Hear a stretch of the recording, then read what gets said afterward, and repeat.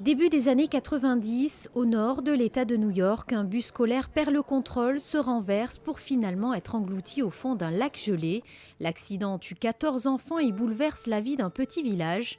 Tiré d'un fait divers dramatique, c'est en 1997 qu'un roman poignant signé Russell Banks révèle les secrets et les faiblesses des uns et des autres, analysant le poids de la culpabilité et de la solitude sur chacun.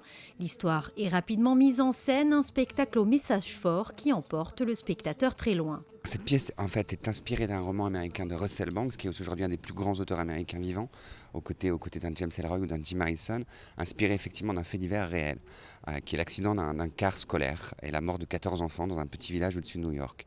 Et il en ressort, je pense, beaucoup de courage et beaucoup de dignité, et la capacité des êtres humains à survivre à cette douleur-là. Les réactions de la petite communauté sont rapportées par les récits de 4 acteurs principaux. Il y a d'abord Dolores Driscoll, la conductrice du bus scolaire accidenté. Cette femme solide et généreuse est terriblement choquée par cette catastrophe.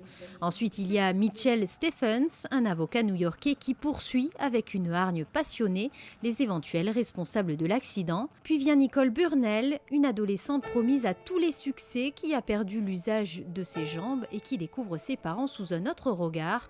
Et enfin, voici Billy Ansel, le père inconsolable qui a perdu ses 2 enfants dans ce drame. Il est de plus le seul à avoir assisté à l'accident. C'est des personnages qui ont vécu le même drame séparément. Billy Ansel, par exemple, était dans un pick-up qui suivait le bus.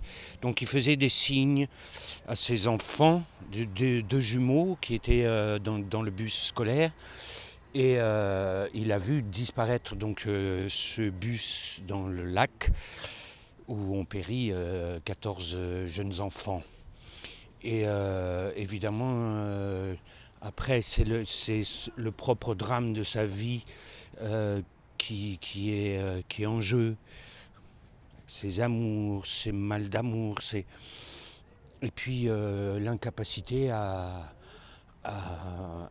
ressurgir de ça. Comme il dit lui-même, moi je suis un fantôme. Toujours dans une ambiance quelque peu dramatique, le prochain rendez-vous au Fort Antoine est fixé au lundi 21 juillet avec à l'affiche Les Aveugles de Maurice Maeterlinck par la compagnie 3630.